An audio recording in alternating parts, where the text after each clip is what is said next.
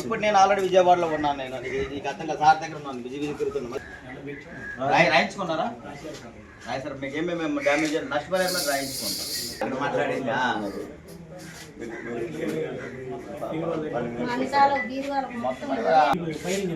వచ్చిందా? Okay okay. చూసారా ఇప్పుడు ఏ ప్రభుత్వమైనా చేసిందమ్మా? 5 ఇంచులు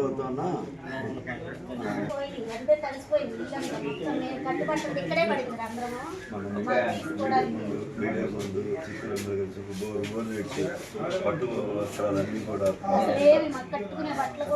టోటల్ డ్యామేజ్ అమ్మా. బాధపడకండి, అది అయిపోయింది, అయిపోయింది మొత్తం అన్ని పోయినట్టుండే.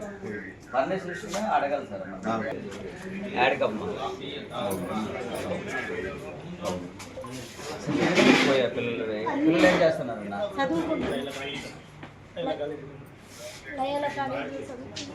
ఇలా చూసి అందులో ఫస్ట్ ఇయర్నే రాసింది సార్.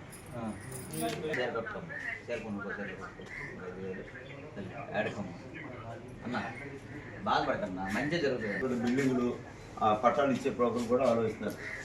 బుర్ర మీద కట్టదగ్గ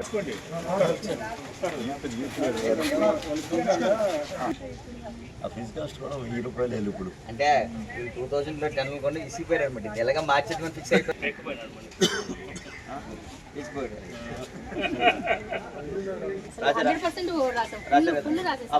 ఫ్రిడ్జ్ మునిగిపోయింది. ఏం చేశారంటే బండి వస్తే డచ్ బండి వస్తే వెళ్ళిపోతుంది, దాని పరిస్థితి వేసి పోయింది కదా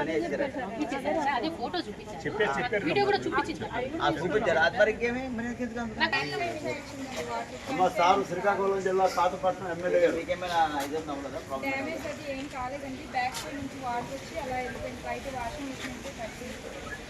వాషింగ్ మెషిన్ పనిచేస్తుంది. Very good. చేసుకునేవి కూడా ఉన్నాయి సార్. అంటే కొంచెం వాళ్ళకి ఇక్కడ మ్యాచింగ్ కాకపోతే ఇండోర్ డోర్ చూసుకుంటాం సార్. కొంతమంది బయటికి పోయినా వస్తాను సార్. వచ్చింది సార్. డిస్ప్లే కనిపిస్తుందా? మొన్న కనిపించండి కదా, కనిపిస్తాను సార్. యాప్తో అవును బాగా 4 ఐటమ్స్ టీవీ ఒకటి ఫ్యాన్ లేదు సార్. మనకు మోటార్ వెహికల్స్ టీవీకి తర్వాత వాషింగ్ మిషన్కి వచ్చినాడు, ఏసీకి వచ్చినాడు, ఫ్రిడ్జ్కి ఇచ్చాడు.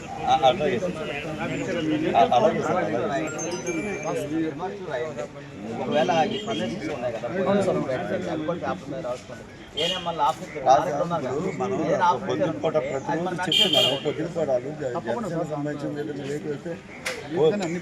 శివరామకృష్ణకే చెప్తా, నాకు ఇంకేం చెప్తా, వాళ్ళందరూ ఫాలో చేయమని అనే పొద్దు ప్రతిరోజు ఉదయం నాకు ఎమ్మెల్యే గారు నష్టపోయారు.